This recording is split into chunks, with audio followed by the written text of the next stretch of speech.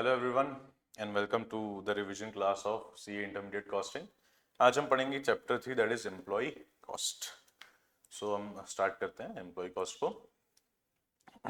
So what is an employ cost? If I ask you, just give me a minute. Any organization, किसी भी organisation को अगर business करना है, so for business it requires certain number of employees.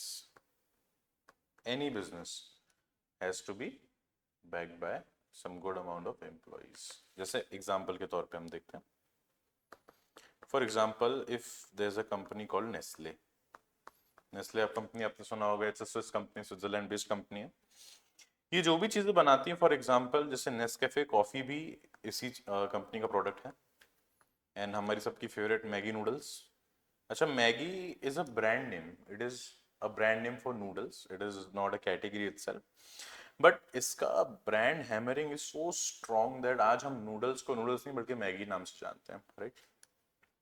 तो अब ये चीज जो है, मान लीजिए ये रॉ मटेरियल प्रोक्योर करती है कंपनी, इसको अपनी फैक्ट्री में प्रोसेस करेगी। सो प्रोसेस करने के लिए दो two elements are needed. First is employees, कौन प्रोसेस करेगा, राइट? एंड देन मशीन्स, किस चीज में ये रॉ मटेरियल प्रोसेस होगा सो दैट एक फाइनल फिनिश प्रोडक्ट बाहर निकले, right? So any organisation has to have certain employees, जिन एम्प्लॉय को हमको कॉम्पनसेशन देना पड़ता है for their time. Compensation could be salary, it could be perquisites. आपने टैक्सेशन में स्पेसिफिकली पढ़ा होगा कि there are certain perquisites as well, that is taxable, and उसकी टैक्सेबिलिटी रिस्पेक्टिवली आपने पढ़ी होगी। एंड जब हम एम्प्लॉय को सैलरी देते हैं, जैसे आप भी कल को चार्टर्ड अकाउंटेंट बनेंगे, so you will get some salary if you are working in some big corporates, right? Salary होगा, कुछ परक्विजिट्स होगा, कुछ अलाउंसेस होंगे, राइट? जैसे लीव, ट्रैवल कंसेशन होता है, ट्रैवल अलाउंस होता है, कन्वेंस अलाउंस जिसको बोला जाता है, टेलीफोनिक अलाउंस मिलता है कि इफ आपको टेलीफोन इंस्टॉल करना पड़ रहा है and if you are using mobile and you having postpaid connection, then काफ़ी कंपनीज ऐसी होती हैं जो पोस्टपेड का बिल जो है वो रीइंबर्स करती है। ब्रॉडबैंड का बिल होता है, ब्रॉडबैंड का बिल रीइंबर्स होता है। तो ये सब चीज़ों के लिए सर्टन अलाउंसेस दिए जाते हैं। सो एक एम्प्लॉई का जो हम टाइम बाय करते हैं टू मेक श्योर कि हमारे जो प्रोडक्ट है, जो हम प्रोडक्ट बनाना चाहते हैं वो बने एंड वो अच्छी क्वालिटी का बने, उसके लिए we need to incur certain cost. इसको कन्वर्जन कॉस्ट भी कहा जाता है कि रॉ मटेरियल को कन्वर्ट करना into a final good is known as conversion cost, it is also known as employee cost, right?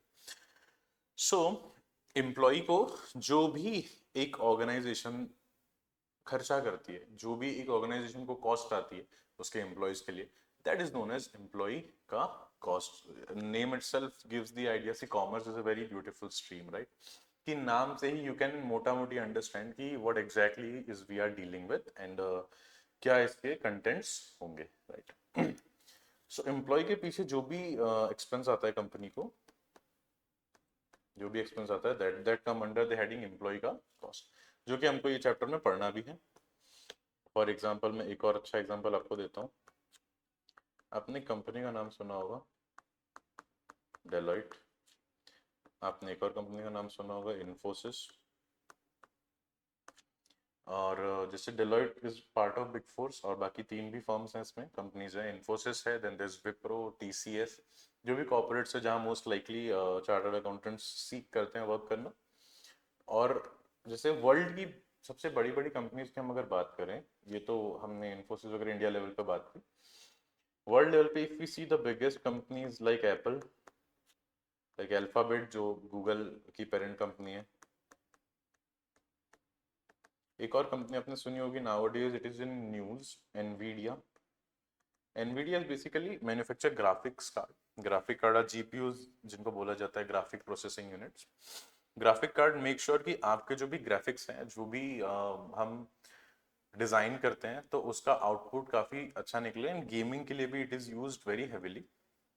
And graphic card का अभी प्रचलन इसलिए बढ़ गया है बिकॉज जो आज के एआई मॉडल्स हैं, वो एआई मॉडल जैसे चैट जीपीटी आपने सुना होगा, it's AI model, it's an AI tool, तो वो भी कहीं ना कहीं प्रोसेसिंग के लिए ग्राफिक कार्ड का काफी इस्तेमाल कर रहे हैं, बिकॉज इसमें नंबर्स के साथ साथ विजुअल्स भी प्रोसेस होते हैं, that's why it is known as graphics card. तो ये जो बड़ी बड़ी कंपनियां हैं, इन कंपनी का ग्रेट होने का या सबसे लार्जेस्ट होने का, $1 ट्रिलियन मार्केट कैप होने का, बिकॉज ये कंपनी $1 ट्रिलियन मार्केट कैप पे आती है। $1 trillion market cap, 1 trillion is 1 lakh crore, वो डॉलर हो रुपये हो जो भी हो, इनका $1 ट्रिलियन का वैल्यूएशन से ज्यादा है। क्या ऐसी फैक्टर्स हैं जो इनको इतना आगे बढ़ाती है? ऐसी क्या चीज इनके पास है जो दुनिया नहीं कर पा रही है? ऐसा इनके पास क्या है जो बाकी लोग नहीं कर पा रहे? जैसे एप्पल की हम बात करें तो एप्पल का प्रोडक्ट इज अमेजिंग। चाहे आप आईफोन ले लीजिए, आईपैड ले लीजिए, या फिर उसके मैकबुक पीसीज ले लीजिए, आउटस्टैंडिंग होते हैं। इनका एक इकोसिस्टम है, एक ऑपरेटिंग सिस्टम है जो कि काफ़ी एक्सक्लूसिव है। प्रोडक्ट तो टॉप नॉच होना ही होना चाहिए, लेकिन प्रोडक्ट टॉप नॉच होगा कैसे? How a product would be so good that people are willing to pay a hell lot of premium for it? How? इसके लिए इसकी quality should be damn good. Quality कैसे होगी? जो इसमें काम कर रहे हैं, जो कि एम्प्लॉइज हैं, they should be well motivated, they should be well compensated. अभी एम्प्लॉय की हम अगर बात कर रहे हैं तो देयर इज ऑल्सो अभी प्रचलन चल गया है कि एम्प्लॉय को वीकली 70 आवर्स काम करना चाहिए। आपने सुना होगा कि 70 hours a week should be work. शायद नारायण मूर्ति जी ने ही बोला था, इन्फोसिस के जो फाउंडर हैं। फिर एक आया था एलएनटी के सीईओ ने बोला था कि 90 hours there has to be work week. But see this is, अगर इतना काम कोई एम्प्लॉय करेगा तो there has to be adequate compensation as well, because as the owner उनका तो काफ़ी फायदा है, they will definitely grow. But as an employee अगर आपका भी इंसेंटिव कहीं ना कहीं टर्नओवर से या वर्क से लिंक कर दिया जाए तो employee also willing to work this much. But आप ही एक्सपेक्ट कर रहे हो कि आप कैंपस से हायर करोगे 3-4 लाख में इंजीनियर्स को, and they are working 90 hours, so it is a useless expectation to be having, because work life balance should be there if compensation is not enough. So this is what I believe. And employees को motivated रखना is a thing which makes an organization stand out. जैसे Deloitte की भी हम बात करें कि काफी चार्टर्ड अकाउंटेंट जो डेलॉइट में काम करते हैं, they do not want to leave Deloitte. Employee का टर्नओवर कम है। एम्प्लॉय टर्नओवर क्या होता है ये भी हम इस चैप्टर में देखेंगे। तो why Deloitte has less employee turnover? Because Deloitte make sure कि उनके जो भी एम्प्लॉयज हैं उनका अच्छे से ध्यान रखा जाए, उनके वर्क लाइफ का बैलेंस रखा जाए, काम अच्छे से बढ़ जाए, सो दैट कहीं बॉटल नेकिंग ना हो, किसी भी एम्प्लॉय के कारण काम ना रुके एज एन ऑर्गेनाइजेशन का। एंड कोई भी ऑर्गेनाइजेशन अच्छी तब तक ही है जब तक वो किसी एम्प्लॉय पे हैवी डिपेंडेंस नहीं है। Everybody is replaceable and it should be like that only, right? So this is how an organization stands out कि by making sure the employees are well off, employees are well off। अभी हमने धुरंधर movie आई, उसमें भी एक scene आया था जिसमें संजय दत्त बोलता है कि उनको एक टास्क फोर्स अगर बनाना है तो उनका पैसा अच्छा देना पड़ेगा ताकि उसके जो एम्प्लॉयज हैं, उसके जो ऑफिसर्स हैं, उनको कहीं बाहर जाना ना पड़े, right? So if you are taking well care of your employees then they will make sure कि your organization becomes great in a long term, you get a long term core competency because employees are the organization and organization is employees only, right? सो उनके पीछे जो भी खर्च होता है उसको हमको कैलकुलेट करना है कि हर एक एम्प्लॉय के पीछे कितना खर्च होता है, और उसको नॉर्मली आपने एक वर्ड सुना होगा कि सैलरी या वेजेस हम देते हैं, राइट? अब सैलरी या वेजेस होता है is for normal time which is जिनसे हमने कॉन्ट्रैक्ट किया हुआ है, राइट? For normal time. कि मान लीजिए एग्जाम्पल है, एक एम्प्लॉय है मिस्टर एक्स, इसका मोटा मोटी ऐसा होता है कि 8 आवर्स डेली का कंपनी से कॉन्ट्रैक्ट है कि 8 effective hours daily you have to work, and if let's say lunch and include तो 9 आवर्स। ऐसी शिफ्ट मोस्टली होगी कि आप भी जब कॉर्पोरेट में जाएंगे तो यू विल सी कि 9 hours shift is there and 1 hour is normally break, so 8 hours effectively you have to work, and 8 hours if daily it has to work, then in a week if we are working for 5 days, so 40 hours mota moti is the working hours। तो 8 घंटे के लिए हर दिन के लिए मान लीजिए आप एक लेट्स से 50,000 की सैलरी आप दे रहे हैं या वेजेस आप दे रहे हैं, लेकिन अगर किसी दिन कंपनी के पास एक्स्ट्रा वर्कलोड आ गया, एक्स्ट्रा डिमांड आ गई, आप लेट्स से अगर प्रोडक्ट बेस्ड कंपनी में काम कर रहे हैं, जैसे मैं आपको बताता हूँ एग्जाम्पल के तौर पे।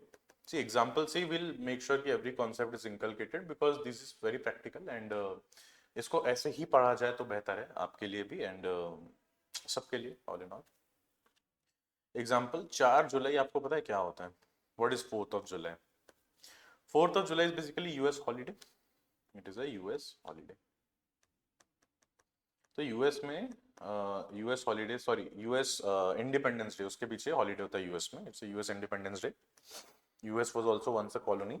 सो इट्स वेरी आयरनी कि once a colony now is ruling the roost in the world. US hegemony जिसको कहा जाता है कि it's a world order which is dominated by US. It's a US world order, right. तो 4th of July जब US का independence day होता है तो वहां पे जो एफएमसीजी प्रोडक्ट्स होते हैं for example chips is a very commonly consume product in US. And काफी मतलब ऑलमोस्ट सारी जनता ही चिप्स काफी कंज्यूम करती है यूएस में. तो इसके लिए जो बड़ी बड़ी चिप्स कंपनी जैसे लेज एक ब्रांड है. It's a PepsiCo brand. PepsiCo company का ब्रांड है लेज. आपने भी कंज्यूम किया होगा. It's a very good quality also food. इन बाहर अपने यहाँ तो पाम ऑयल में तला जाता है.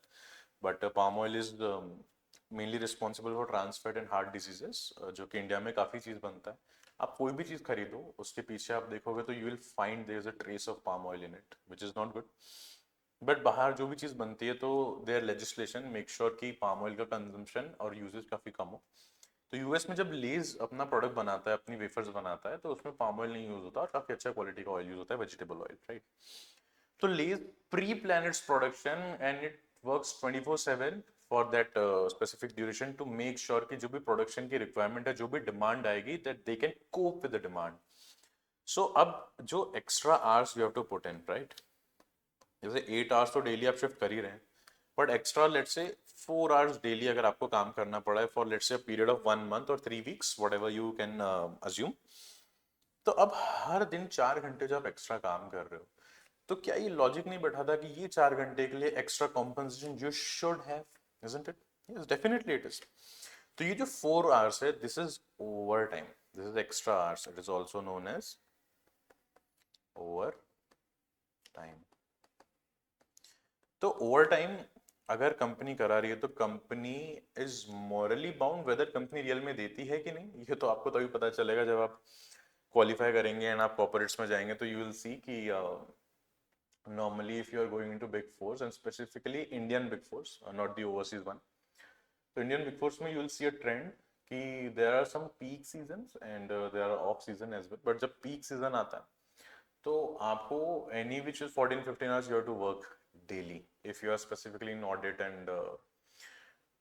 and M&A compliances and all.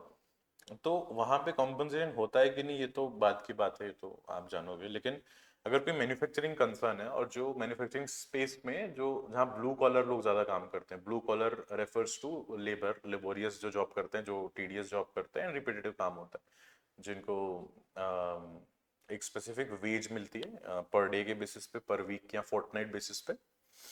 तो अगर वो लोग डेली ओवर टाइम कर रहे हैं 4 घंटे का, यानी ऑलमोस्ट 50% ऑफ देयर शिफ्ट, 8 घंटे की शिफ्ट है, तो अगर वो 4 घंटे एक्स्ट्रा करें तो it mean 50% they are working more, right. तो इसके लिए क्या उनको वेजेस मिलनी चाहिए? डेफिनेटली मिलनी चाहिए. लेकिन क्या उनको नॉर्मल रेट पे मिलना चाहिए? फॉर एग्जाम्पल इफ आई से कि ₹100 पर आवर का अगर रेट है फॉर नॉर्मल टाइम्स, तो ये जो ओवर टाइम हो रहा है, क्या इसमें भी ₹100 पर आवर ही रेट होना चाहिए? नो.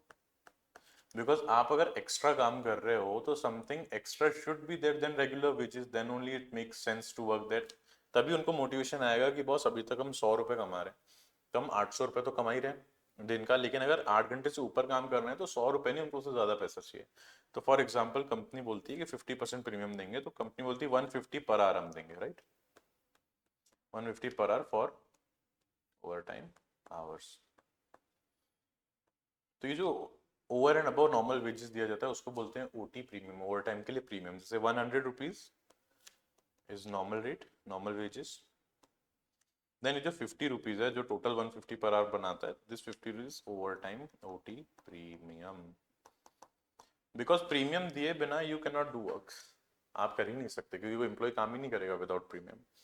एंड स्पेसिफिकली जब ब्लू कॉलर जॉब्स की हम बात करते हैं इन द मैन्युफैक्चरिंग सेक्टर, मेरे काफ़ी दोस्त भी है जिनका खुद का मैन्युफैक्चरिंग का काफ़ी बड़ा प्लांट भी है, तो उनसे भी जब चर्चा होती है तो वो भी ये बोलते हैं कि yes, premium we have to give for overtime, otherwise employees are not at all willing to work, right. So that is the thing. So employee का कॉम्पनसेशन एम्प्लॉय कॉस्ट में उनकी बेसिक वेजेस आ जाएगी, उनके जो भी allowances आ जाएंगे, जो भी परक्विजिट्स उनको दिया जाता है वो भी इंक्लूड हो जाएंगे. एंड अबव ऑल अगर वो ओवर टाइम काम कर रहे हैं तो over time wages and over time का प्रीमियम भी उसमें इंक्लूड होगा.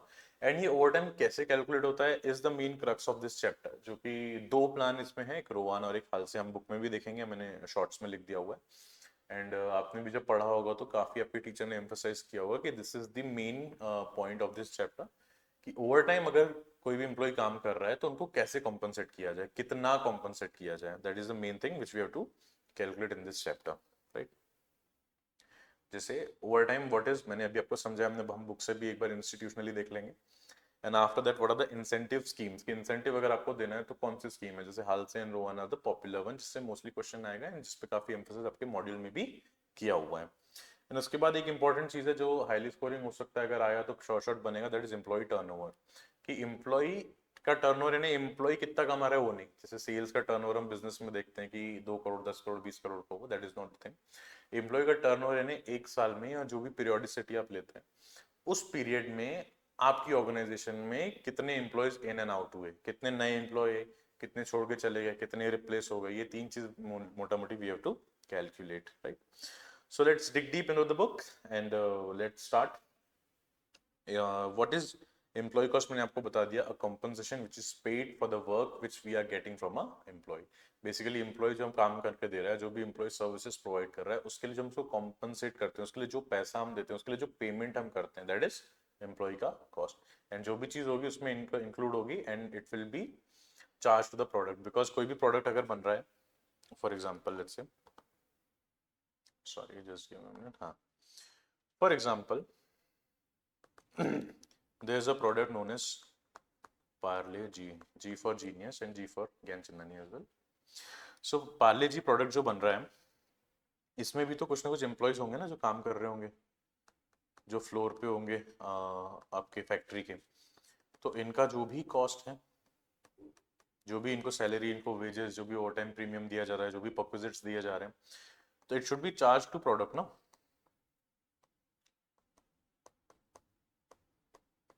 It should be charge to product, to the price of product. Because अगर एक पैकेट है पार्ले जी का, उसमें मान लीजिए अगर 4 रुपए का मटेरियल लग रहा है और जैसे 3 रुपए का लेबर लग रहा है, labour cost, it means direct cost आपकी 7 रुपए की है पर पैकेट. तो इसको जब आप मार्केट में सेल करने जाओगे तो इसको एनीवेयर आप अबव 7 ही चार्ज करोगे, है ना.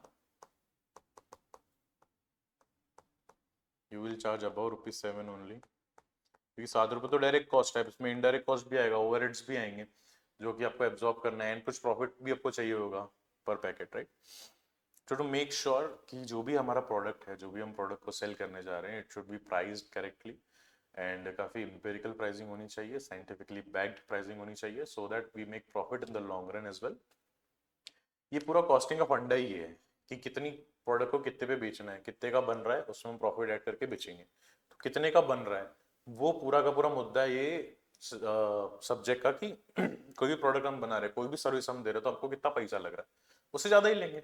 Market is this only, you give less take more, that is the profit, the spread is profit, है ना. So accordingly we have to charge to product and make sure the pricing of the product is correct, and accordingly we'll derive the profits which is required for the organization in the long run. So what is overtime? It is done, it is a work done beyond normal working hours. Simple है, यही मैं आपको समझा रहा हूँ कि over time नाम से समझ में आता है, जो भी टाइम स्टिपुलेटेड था उससे आप ज्यादा करें तो it is overtime, correct. For which wages are paid at a higher rate called as overtime premium. जैसे 100 रुपए प्रति घंटा अगर रेट है नॉर्मल, तो हो सकता है कि ओवर टाइम 150 रुपए प्रति घंटा हो. तभी एक इंसेंटिव आएगा एम्प्लॉय का काम करने के लिए, तभी कोई एम्प्लॉय अपना समय over and above normal time आपको देगा, ताकि उसको कोई एक इंसेंटिव मिल रहा है. वरना कोई क्यों आपको देगा, अपने प्रियजनों के साथ वो टाइम स्पेंड करेगा, अपने परिवार वाले, उसके चाहने वालों के साथ वो समय देगा. आपको क्यों देगा आपका प्रोडक्ट बनाने के लिए, तभी वो देगा जब उसका कहीं ना कहीं फाइनेंशियली कुछ ना कुछ फायदा हो. कंपोनेंट्स क्या होते हैं ओवर टाइम वेजेस के लिए? एक तो नॉर्मल वेजेस, जैसे 150 मैंने बोला पर आवर अगर ओवर टाइम दे रहे हैं तो इसमें 100 रुपीज़ तो नॉर्मल है ही, प्लस 50 रुपीज़ का दे दें ओटी प्रीमियम। ओटी बोले तो over time, right? So normal wages यहाँ पे इट वाज ₹100 एंड 150 और 150 was over time premium, extra amount paid over and above normal wages. Simple. अब इस चीज का अकाउंटिंग ट्रीटमेंट कैसे होता है ये थोड़ा सा इंपॉर्टेंट चीज है, मैंने लिख भी दिया, इट इज वेरी इंपॉर्टेंट। आप देखिए मैं बताता हूँ कि फर्स्ट ऑप्शन इज, अगर आमूमन, नॉर्मली, साधारणता और रेगुलरली आप जो है ओवरटाइम करते जा रहे हैं, कि आपका बिजनेस का नेचर ही, आपने आपका मोडस ऑपरेंडी यानी बिजनेस करने का तरीका ही ऐसा है कि आप हमेशा जो है ओवरटाइम करवाओगे।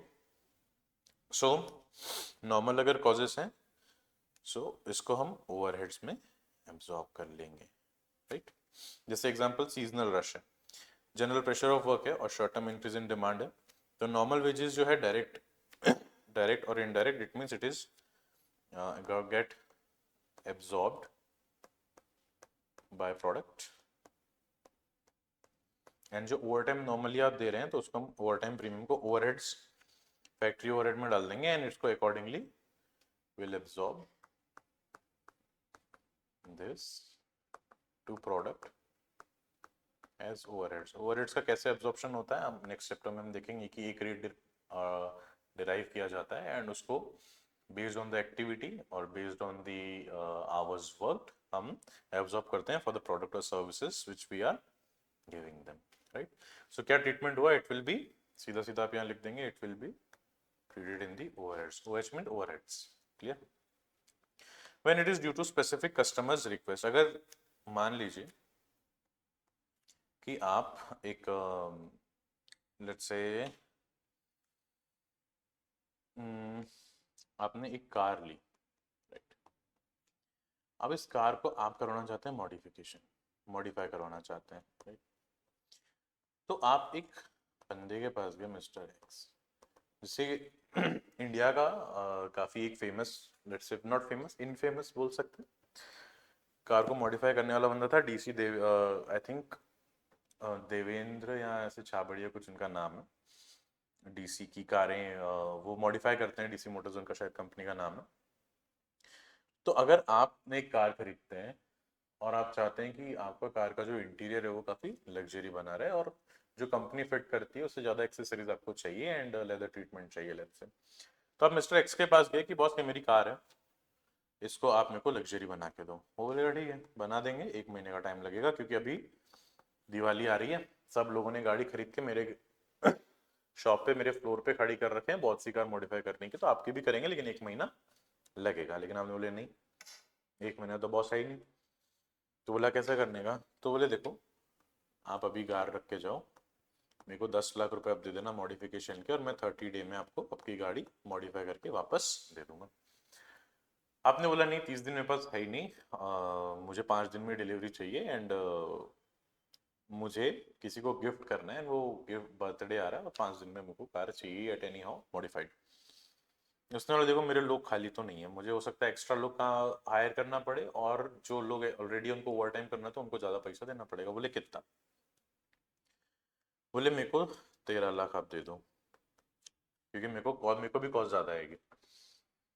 तो अगर कस्टमर मानता है कि ठीक है मेरे को 5 दिन में ही दो, भले आप 3 लाख एक्स्ट्रा ले लो, और हमको उसको बनाने की कॉस्ट मान लो जो भी ज्यादा आएगी, लेट्स से हमको 8 लाख में बनती थी, हमने 10 लाख में बेचा, लेकिन अभी हमको 2 लाख एक्स्ट्रा कॉस्ट आएगी, 10 लाख में बनेगी जो हम 13 लाख में बेचेंगे। तो ये जो हमको एक्स्ट्रा कॉस्ट आएगी 2 लाख, वो जो भी ओवरहेड्स है वो, आई मीन जो भी एक्स्ट्रा कॉस्ट है वो ओवरहेड्स में चार्ज नहीं होंगे, क्योंकि कस्टमर की स्पेसिफिक रिक्वेस्ट पे हमने ज्यादा महंगा एम्प्लॉय हायर किया, तो अब जो भी कॉस्ट आएगी वो उस प्रोडक्ट पे ही पूरी की पूरी एब्जॉर्ब हो जाएगी। तो हम मान लेंगे कि ये जॉब का कॉस्ट ही 10 लाख हो गया, जो पहले 8 लाख था अब 10 लाख हो जाएगा, 2 लाख हमको ओवर टाइम लगेगा, जिसका हम 13 लाख लेंगे तो 3 लाख इज प्रॉफिट।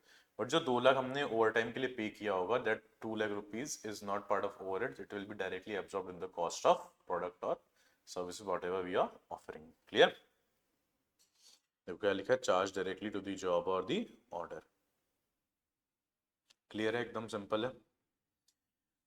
अगर ओवर टाइम काम करें ड्यू टू एबनॉर्मल रीजंस, कि जो कि abnormal means which is not a regular feature of a business, which is not a regular part of your business, काफी इनफ्रीक्वेंट है। और जैसे मशीन ब्रेकडाउन हो गई, आप जैसे मान लो एक लेज की फैक्ट्री है, राइट, इसमें क्या कंटिन्यूस प्रोडक्शन चलता रहता है,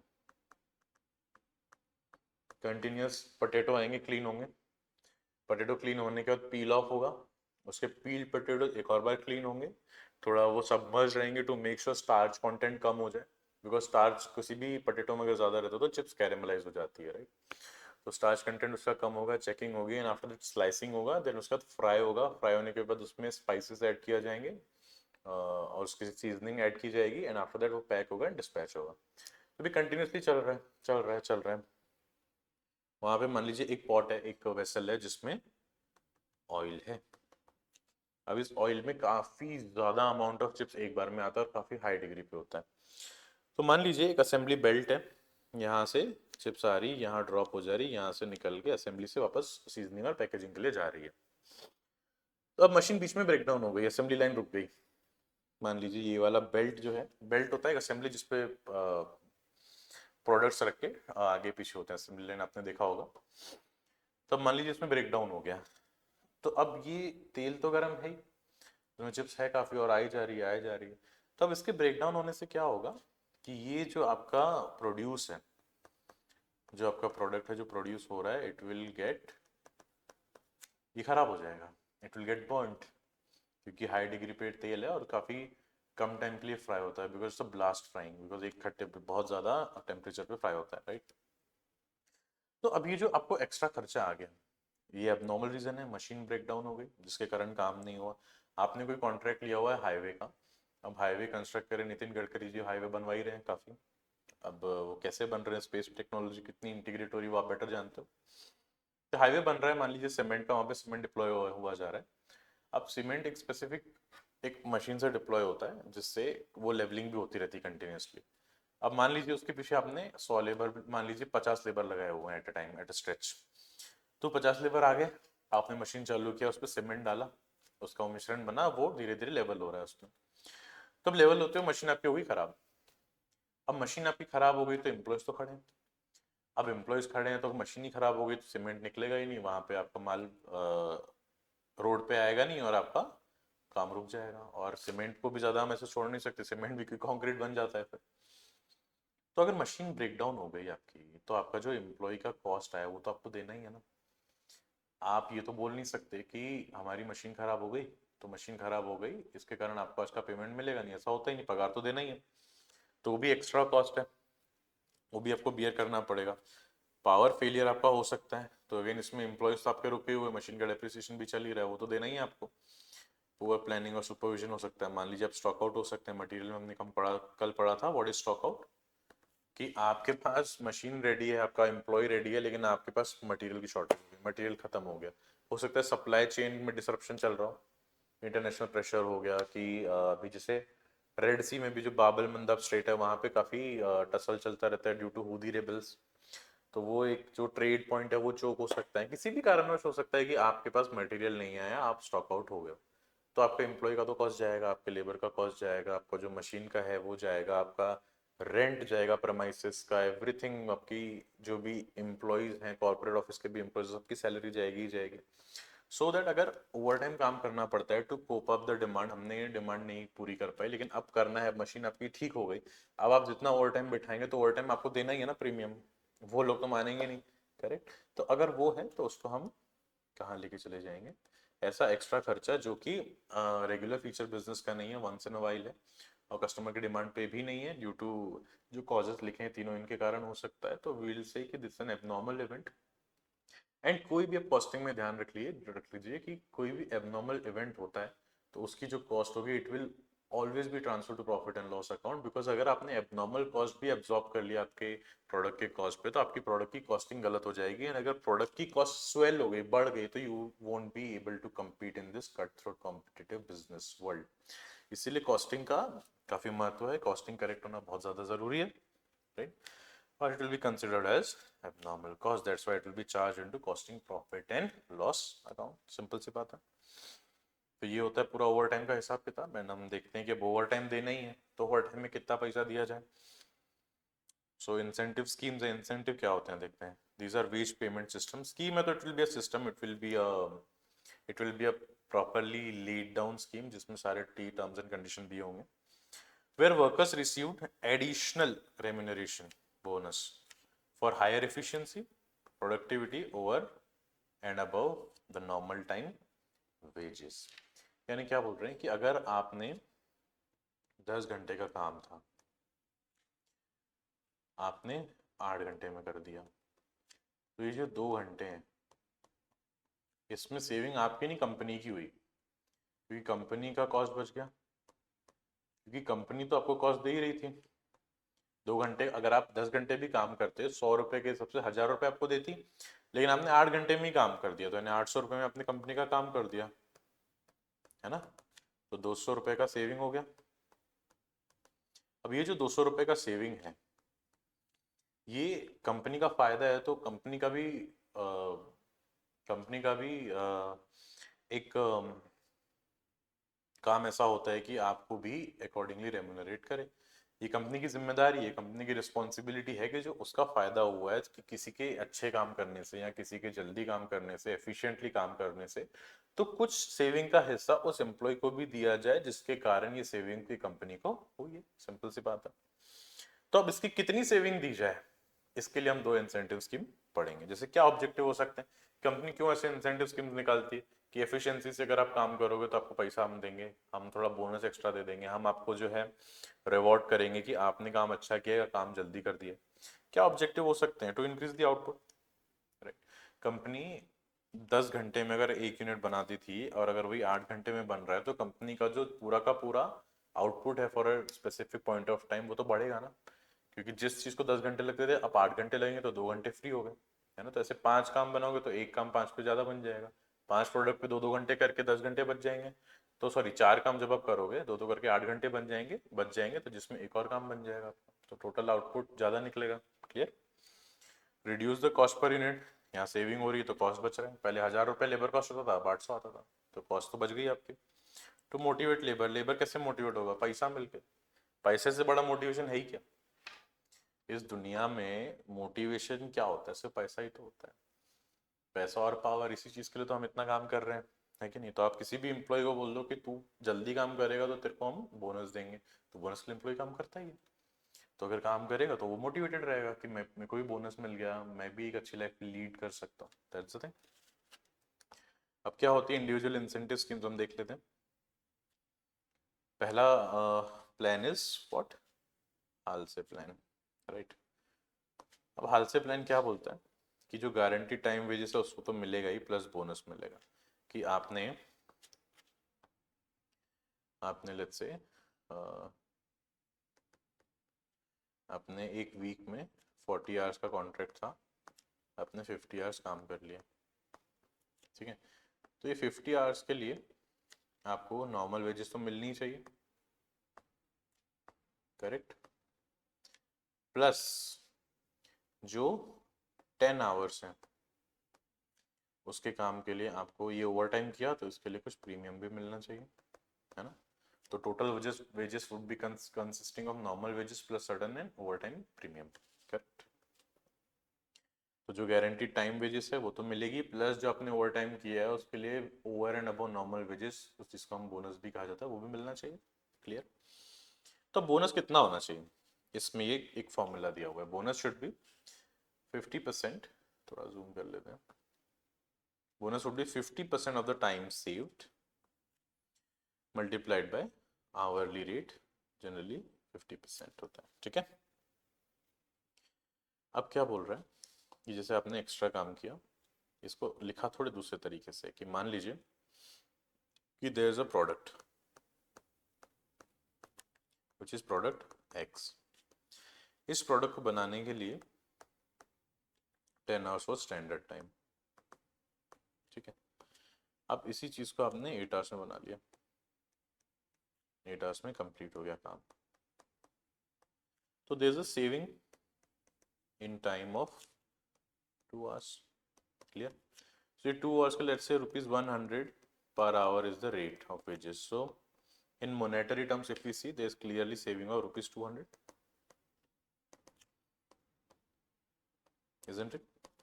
तो अब वो क्या बोल रहा है कि जितना टाइम सेव्ड हुआ है, इस एग्जांपल में कितना 2 घंटा सेव हुआ था, है ना, उसका 50% कितना होता है, यानी 1 घंटा, और 1 घंटे पे टाइम रेट कितना है 100 रुपये, यानी 100 रुपये आप गिव अप करोगे।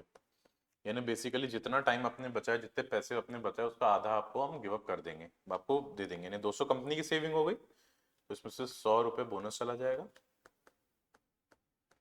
किसको बोनस चला जाएगा? 100 रुपये एम्प्लॉय को, और 100 रुपये का जो प्रॉफिट है, जो कि कॉस्ट सेविंग है, वो किसका फायदा हो जाएगा?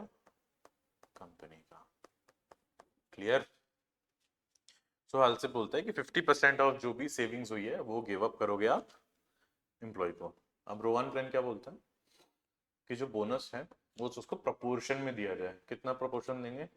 जो कि टाइम सेव है अपन टोटल टाइम, इसके केस में 2 घंटे बचे, 10 घंटे अलॉटेड टाइम था, multiplied by time taken into time rate. Time taken into time rate यानी ये नॉर्मल वेजेस हो गई। कैसे, मैं बताता हूँ। टाइम टेकन कितना हुआ? 8 घंटे लगे और 100 रुपये का हिसाब है, तो 800 रुपये तो वैसे ही बनते हैं ना आपके, तो ये तो नॉर्मल वेजेस है। लेकिन आपने जो 2 घंटे सेव किए, इसके लिए with respect to total loss आपको एक प्रीमियम मिलना चाहिए उस प्रोपोर्शन में। तो यानी 800 रुपये का जो आपने सेविंग की है, इसका 2/10 के हिसाब से बोनस मिलना चाहिए। तो कितना हो जाएगा? 160 रुपीज। क्लियर? इतना आपका बोनस बनता है। सिंपल सी बात है। इसमें 100 रुपये हो रहा था, यहाँ 160 हो रहा है। सिंपल है। अलग अलग स्कीम है तो अलग अलग आउटपुट भी निकलेंगे। क्लियर?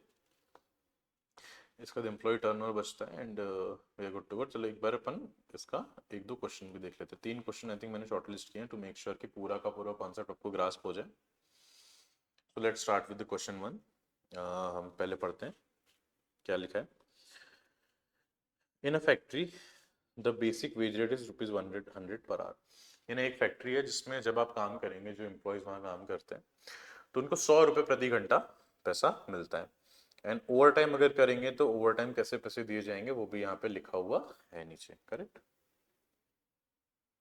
देखिए क्या लिखा हुआ है। Overtime rates are as follows कि before and after normal working hours है, तो जो भी आपके नॉर्मल वर्किंग आवर्स हैं उसके अगर पहले भी आप काम करते हैं या उसके बाद भी रुक के काम करते हैं, तो जो बेसिक वेज रेट है 100, उसका 175% हम देंगे, यानी 175 रुपये पर आवर देंगे। करेक्ट? ओवर टाइम रेट है, ओवर टाइम रेट है, यानी इसमें बेसिक वेज रेट 100 का है और ओवर टाइम प्रीमियम 75 का हो जाएगा। ऐसे मिलके टोटल वेजेस हो जाएगी 175 और बेसिक वेज रेट। ठीक है?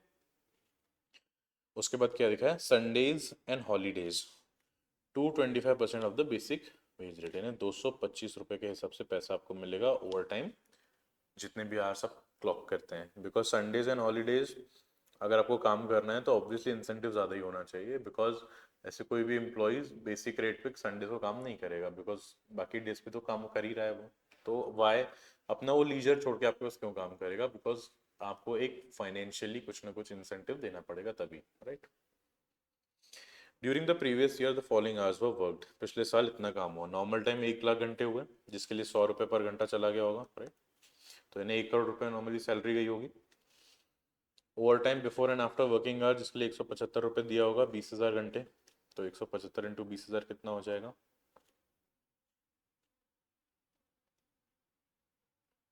35 लाख का ये भी गया होगा। 35 लाख का ओवर टाइम गया होगा, जो कि बिजनेस डेज पे ही था, लेकिन ओवर एंड अबव उनका वर्किंग आवर्स था। क्लियर? 5,000 घंटे सैटरडे संडे के भी हुए, जिसमें 225 रुपये दिए गए होंगे। क्लियर? That's the thing. तो टोटल ऐसे 1,25,000 घंटे काम हुआ है मिला के।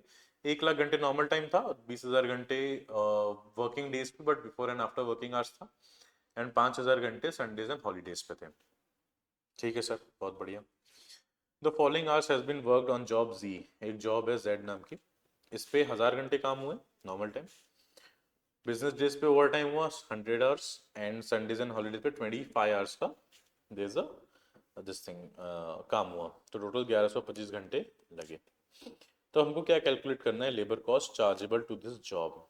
ये जो जॉब में 1,125 घंटे काम हुआ, इस जॉब में एम्प्लॉय को हमने कितना पैसा दिया वो कैलकुलेट करना है। एम्प्लॉय का क्या हिसाब किताब बना। ठीक है? An overhead in each of the following instances, क्योंकि ओवर टाइम है तो कहीं ना कहीं ओवरहेड में भी चार्ज होगा। अगर आपका रेगुलर फीचर है तो मैंने आपको बताया था कि it will be treated as overhead. और अगर आपका कस्टमर की डिमांड पे है तो पूरा का पूरा बिजनेस पे, सॉरी, पूरा का पूरा प्रोडक्ट पे आप चार्ज कर देंगे। अब किस इंस्टेंस दिया, 3 इंस्टेंस दिया है कि where overtime is work regularly throughout the year as policy due to worker shortage, यानी इसमें रेगुलर हो रहा है तो इसमें क्या हम ओवर टाइम प्रीमियम को ट्रीट करेंगे एज ओवरहेड्स। सिंपल सी बात है। Where overtime is work irregularly to meet the requirements of production, ठीक है। तो बेसिकली ये एबनॉर्मल वाला हिसाब किताब हो जाएगा कि नॉर्मली ओवर टाइम काम नहीं होता, बट कभी कभी हो सकता है कि ओवर टाइम काम हो जाए। और तीसरा इंस्टेंस है where overtime is work at the request of customer to expedite his job, जो मैंने आपको एग्जांपल दिया था कार मॉडिफिकेशन का, कि अगर कस्टमर की डिमांड पे ओवर टाइम काम हो रहा है जिसके लिए ज्यादा पैसा लग रहा है तो सीधा सीधा पूरा का पूरा प्रोडक्ट पे आप चार्ज करके कस्टमर से पैसा ले लो, कोई ओवरहेड का लफड़ा नहीं, ठीक है। तो चलिए कैलकुलेट करते हैं तीनों इंस्टेंस में। Question 1, labour cost chargeable to G, है ना।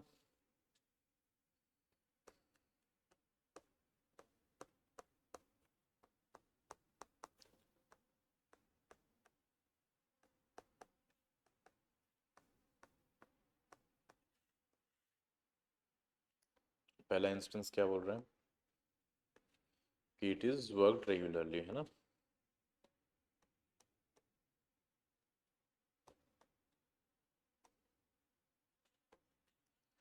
अब हमने देखे थे अगर रेगुलरली वर्क हो रहा है ओवर टाइम, तो अब क्या होगा कि अब ये जो रेगुलर फीचर है, ओवर टाइम चल ही रहा है, तो ओवर टाइम चल ही रहा है तो ओवरहेड्स में ट्रीट किया जाता है नॉर्मली, है ना। तो मैं आपको बताता हूँ कि इसमें कैसे काम होगा।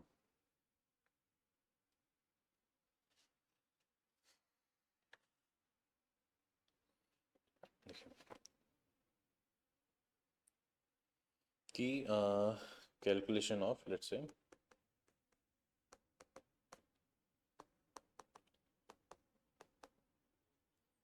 टोटल एम्प्लॉय कॉस्ट का कैलकुलेट कर लेते हैं कि साल भर में जो एम्प्लॉय का कॉस्ट लगा वो टोटल कितना हुआ, ठीक है।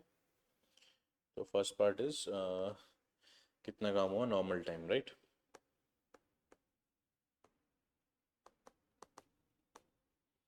नॉर्मल टाइम कितने 1 लाख घंटे काम हुआ, जिस पे 100 रुपये के हिसाब से 1 करोड़ रुपए तो दिए जाएंगे। उसके बाद ओवर टाइम हुआ ऑन वर्किंग डेज, कितने घंटे काम हुआ होगा, देख लेते हैं एक बार। ठीक है, ओवर टाइम हुआ है 175 के हिसाब से हम देंगे 20,000 घंटे के लिए, ठीक है। तो पूरा पैसा देंगे हम 20,000 घंटे, 175 रुपये हर घंटे का, कितना बनता है 20,000 इंटू 175 विच इज़ 35 लैक्स। तो 35 लैक्स ओवर टाइम के लिए हमने दे दिया। उसके बाद ओवर टाइम ऑन हॉलीडेज, ये 5,000 घंटे थे, मल्टीप्लाई कर देंगे 225 रुपये से, कितना आ जाएगा 5,000 मल्टीप्लाई बाई 225, 11,25,000। तो 11,25,000 हमने इसको दे दिया, तो टोटल कितना हो जाएगा 1,35,00,000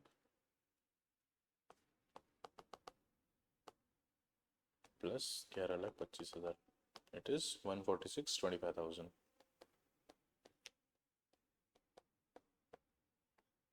this is the total annual employee cost. Clear. So अब मान लीजिए कि टोटल कॉस्ट इतनी आ रही है, तो वेज रेट नॉर्मल क्या हो जाएगा,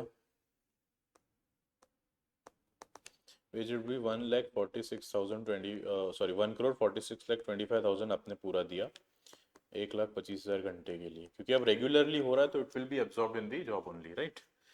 तो 1,46,000 divide by 1,25,000, it comes down to 117 rupees per hour. तो जो हम जॉब कर रहे हैं जॉब जी, तो देखिए जॉब जी, इसमें फर्स्ट पार्ट था was when work normally, therefore cost would be 1125 घंटे काम हुए 117 के हिसाब से, कितना आ जाएगा निकाल लेते हैं। It comes down to 131,625। ₹131,625 ये जॉब का इतना कॉस्ट है जब ओवर टाइम नॉर्मली वर्क किया जा रहा है। एंड नॉर्मली वर्क किया जा रहा है तो it is a regular feature of business.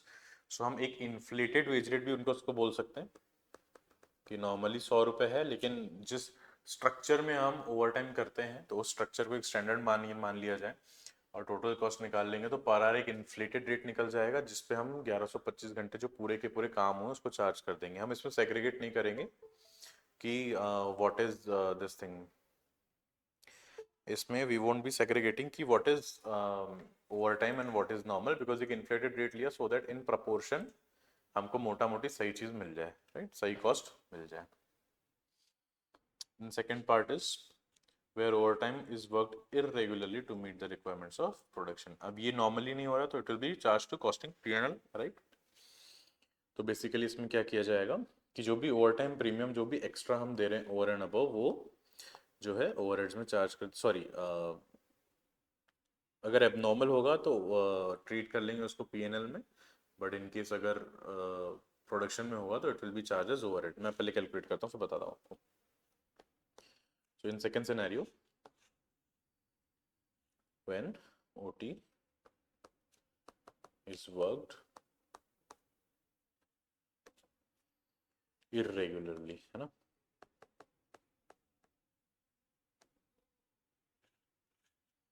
इसके दो इंस्टेंस हो सकते हैं कि if it is like normal, मतलब ऐसा है कि ठीक है अगर प्रोडक्शन डिमांड अगर आती है, एक्सेस प्रोडक्शन आता है तो उसको हम ओवरहेड में ट्रीट कर लेंगे।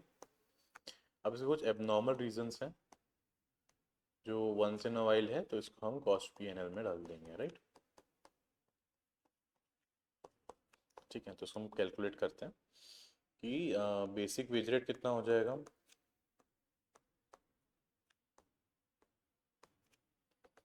1125 घंटे काम हुआ है, 100 रुपये रेट है, राइट। तो ये हिसाब हो जाएगा 1,12,500। This is the basic wage rate. And over time कितना हो जाएगा इसका। ओवर टाइम भी दो प्रकार के हैं, कौन से, on business days and on holidays, है ना। ऑन वर्किंग डेज कितना हो जाएगा, 75 रुपये प्रीमियम। अब 175 नहीं आएगा बिकॉज 175 टोटल रेट है, जिसमें 75 प्रीमियम है और 100 बेसिक है, तो हमने पूरा का पूरा बेसिक ऊपर 1125 में ले लिया है। तो 75 रुपये हम देंगे और कितने घंटे काम हुए, 100 घंटे, तो 75 100 रुपये वर्किंग डेज का हो गया। और ऑन हॉलीडेज भी कुछ ओवर टाइम काम हुआ जाएगा विच इज हॉलीडेज पे 125 रुपये नाउ प्रीमियम, क्योंकि 225 में से 100 रुपये basic and 125 is overtime premium. कितने घंटे काम हुए, 25 घंटे, तो कितना आ जाएगा 125 इंटू 25 बिकम्स 3125। सो इसमें टोटल ये कितना हो गया, 7,500, 10,625। सो इसमें अब ऑप्शन है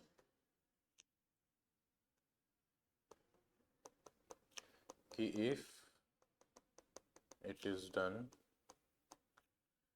for normal reasons like excess demand आ गई, एंड ये अक्सर आती रहती है, सीजनल है, तो it will be charged to overheads. और if it is due to abnormal reasons,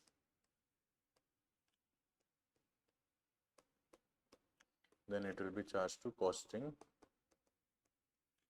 profit and loss account, simple, है ना।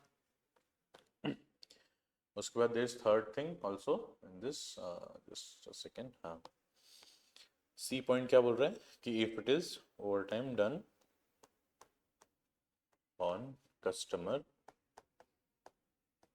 request।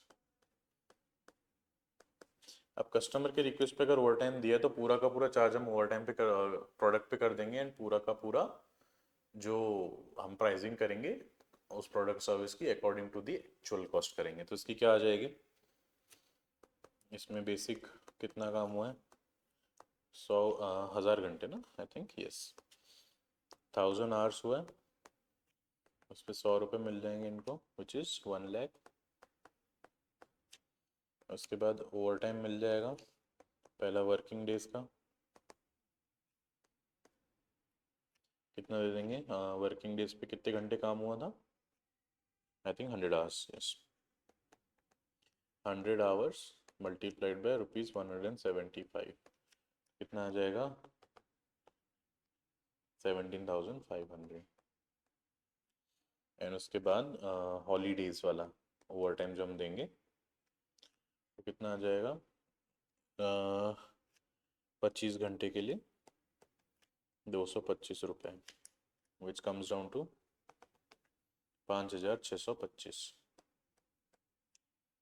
तो टोटल कितना हो जाएगा, 1 lakh plus 5,625 plus 17,500 comes down to 123, 125, right? This is the cost of job Z. Clear है कि अगर आप हमेशा ओवर टाइम करे जा रहे हैं तो वो आपके वेज रेट में एब्जॉर्ब हो जाएगा, because it is regular cost. तो वेज रेट में हो जाएगा तो आपका इन्फ्लेटेड वेज रेट निकल जाएगा जो आप कॉमनली सब पे लगाओगे। उसके बाद अगर इरेगुलरली है लेकिन नॉर्मल रीजन के तो ओवरहेड्स में चार्ज हो जाएगा एंड अकॉर्डिंगली एब्जॉर्ब होगा फैक्ट्री ओवरहेड्स के। एंड अगर एबनॉर्मल रीजन के लिए तो कॉस्टिंग पीएनएल में चला जाएगा। क्लियर? सो बेसिकली इतना, this is the product job G की cost and this is overhead और इधर costing profit and loss account. And if see अगर कस्टमर के रिक्वेस्ट पे है तो कस्टमर को पूरा का पूरा चार्ज हम कर लेंगे and 123 125 would be the cost of job जी। Clear? So this is done, this is fairly easy question only. उसके बाद हाल से रोहन का भी हम कैलकुलेट कर लेते हैं, ये भी मैंने आपको पढ़ाया है ना, ये क्वेश्चन भी हम देख लेते हैं। क्या लिखा हुआ है पढ़िए, थोड़ा जूम कर लेते हैं। Very good, just give me a minute.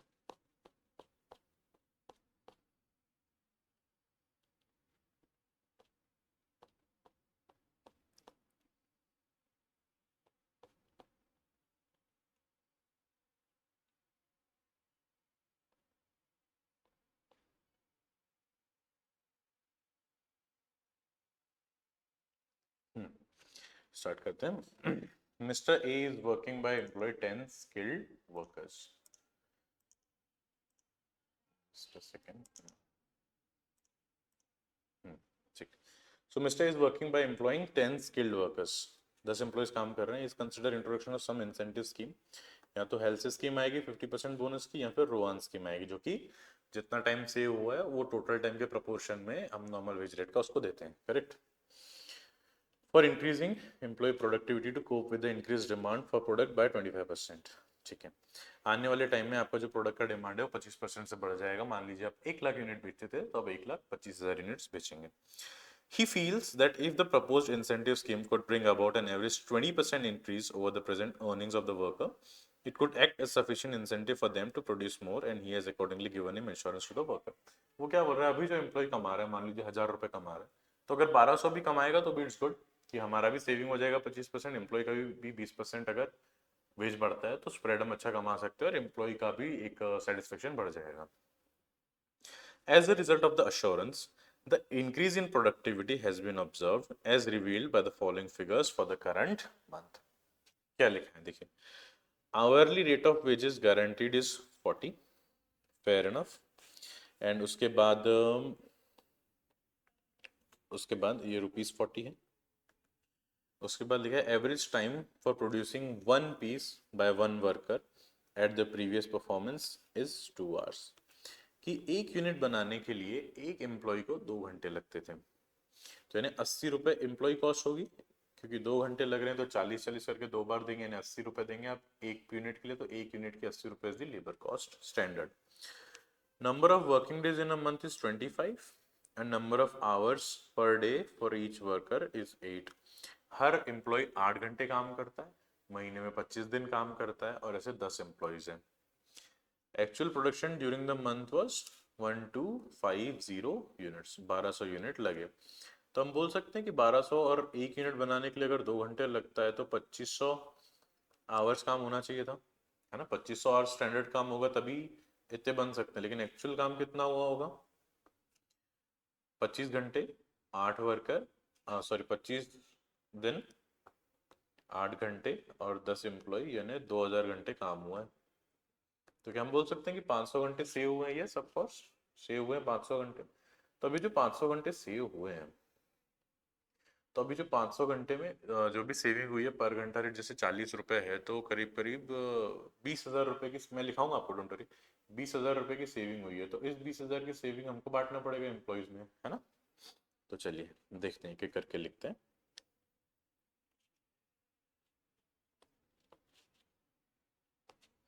Question 2, इसमें वर्किंग नोट्स बनाते हैं। पहला is actual hours taken, sorry actual hours कितने लगे।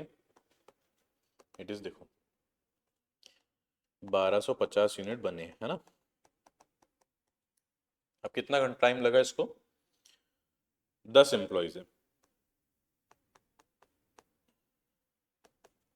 इन्होंने डेली 8 घंटा काम किया और ऐसे 25 दिन काम किया, राइट। जब इसको मल्टीप्लाई करोगे तो कितना निकल जाएगा, 80 25 2000, तो 2000 आवर्स, राइट। अब हम देखें स्टैंडर्ड टाइम कितना था। Standard time was 1250 unit multiplied by 2 hours. एक यूनिट के लिए 2 घंटे लगते थे, तो 2500 घंटे आइडियली लगने चाहिए थे। तो क्या हम बोल सकते हैं there is saving in time. Saving कितनी सेविंग हो जाएगी इन टाइम, देखेंगे तो इट इज़ 500 आवर्स, है ना।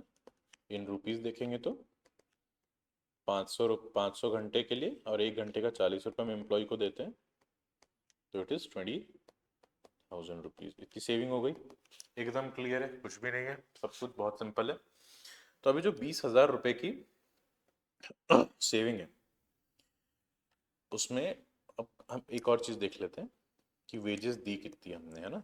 आइडियली कितनी वेजेस दी होगी हमने, कि 1 घंटे की 40 रुपये हम देते हैं, है ना। वैसे 8 घंटे डेली काम करते हैं और 25 दिन काम करते हैं, और ऐसे 10 एम्प्लॉयज़ हैं। कितनी बन जाएगी, 40 × 8 × 25 × 10, which is 80,000 rupees. Total employees की अर्निंग 80,000 रुपीज़ की हो गई, है ना। अब वो बोल रहा है कि कौन सा ऐसा प्लान है जिसमें हमको लगना चाहिए कि 20% तो कम से कम एम्प्लॉय की अर्निंग बढ़नी चाहिए, करेक्ट। तो अब क्या हो जाएगा कि देखते हैं कि अब बोनस कैलकुलेट करते हैं ना। अगर हम बोनस दें तो पहला कौन सा हेल्थ से प्लान है। हेल्थ से प्लान में बोनस कितना होता है, 50% ऑफ द टाइम सेव्ड, है ना। तो 50% ऑफ टाइम सेव्ड, तो कितना हो जाएगा इनटू टाइम रेट। कितना 50% यानी 500 घंटे आपके बचे, तो उसका 50% हो जाएगा 250 आवर्स। मतलब इसको मैंने कैलकुलेट कर लिया direct, into time rate is 40। तो कितना बोनस देना पड़ेगा, 250 × 40 विच इज 10,000, यानी आधा जो भी हमने पढ़ा था 50% बोनस देते हैं, तो 20,000 सेविंग हुई, तो 10,000 would be the bonus, correct. So therefore total earning employees की कितनी हो जाएगी, सर 80,000 तो उनको बेसिक रेट मिल ही रहा है, प्लस 10,000 का बोनस हम दे देंगे, विच इज 90,000 टोटल, राइट। तो टोटल अब 90,000 की कमाई एम्प्लॉयज की हो जाएगी, है ना। ठीक है, आप रोवान में एक बार चेक कर लेते हैं। रोवान में क्या बोला है, टाइम सेव्ड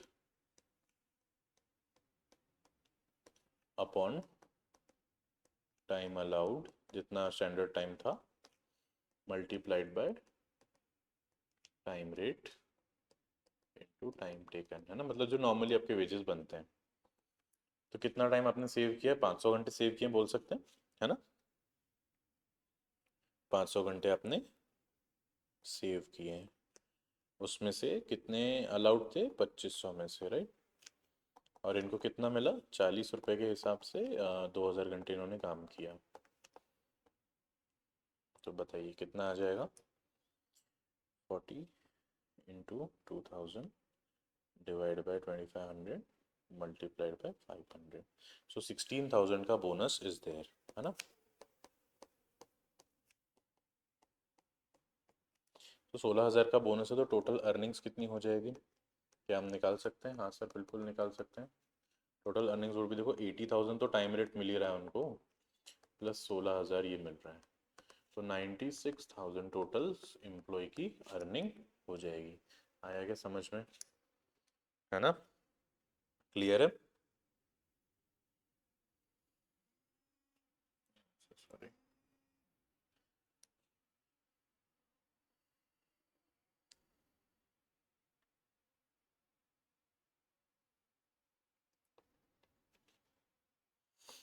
तो देखिए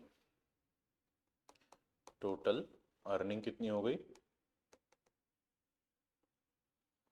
बेस्ड ऑन हाल से प्लान, इट इज कितनी 90,000, based on Rowan plan it is 96,000, है ना। तो चाहो तो पर आवर रेट में निकाल सकते हैं, ऐसे नीड नहीं है, बट हाँ चलिए क्वेश्चन में देखते हैं। अच्छा effective rate of earning per hour, ठीक है, तो निकालना पड़ेगा। तो पहला क्या पूछा है, इफेक्टिव रेट, बेसिकली हाल से में कितना आ जाएगा सर, 90,000 रुपये हम टोटल दे रहे हैं एम्प्लॉयज़ को और 2,000 घंटे वो काम कर रहे हैं, है ना। कितना आ जाएगा 90,000 divide by 2,000 which is ₹45 per hour, clear. और रोवन में वही हम चीज़ देखें तो रोवन प्लान देखिए 96,000 का टोटल आउटले है, टोटल सैलरीज जाएगी बोनस इंक्लूड करके, और वही 2,000 घंटे काम हुए हुए हैं, तो कितना आ जाएगा, 6 2 3 रुपये बढ़ जाएंगे, 48 रुपीज़ पर आवर हो जाएगा, है ना। तो पहला क्वेश्चन का डिमांड हमने सब फुलफिल कर लिया कि हालसे के हिसाब से, रोहान के हिसाब से इफेक्टिव रेट कितना निकलेगा, तो 48 rupees per hour effective rate है, ठीक है। अब सेकंड पार्ट में क्या पूछा है, calculate savings to mister A. Mister A let's say एक एम्प्लॉय है, और नहीं, mister A is the business owner in terms of direct labour cost per piece under the schemes, इन्हें दोनों स्कीम में इसकी सेविंग्स पर पीस कितनी होगी। फेयर है ना, बहुत सिंपल सा है। चलिए मैं बताता हूँ आपको।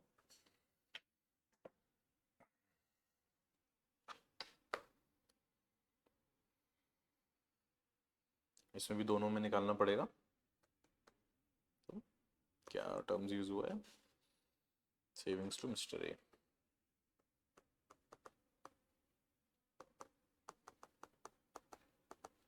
मिस्टर ए पहला देख लेते हैं हाल से में, कैसे हम देखेंगे कितनी सेविंग हुई है इनको पर पीस के हिसाब से, तो टोटल 10,000 इनके बच गए हैं एंड 1250 में, तो 8 रुपये पर पीस इनका बचा है। चलिए मैं आपको बताता हूँ कैसे सॉल्व होगा।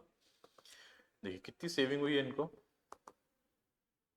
अपन कितने यूनिट्स बने हैं ना, ये सबसे इजी चीज है, मैं आपको बताता हूँ कैसे होगा कि सेविंग्स कैसा हो गया सर। देखो 10,000 रुपये तो अपने को बचे ना, कैसे सर, देखिए टोटल टाइम कितना लगना चाहिए था, 2500 घंटे, है ना। देखो सेविंग्स कैसे निकलेगा मैं आपको बताता हूँ। देखो स्टैंडर्ड टाइम कितना लगना था 2500, एक्चुअल कितना लगा सर 2,000, यानी 500 की सेविंग हो गई, ठीक है सर। और 40 रुपये पर है तो दो, हमने देखा था 20,000 की सेविंग हो गई, है ना। लेकिन इस 20,000 में से 10,000 हमने बोनस दे दिया, राइट, और बिजनेस को सेविंग्स हो गई एक्चुअल सेविंग्स 10,000 रुपये की, करेक्ट।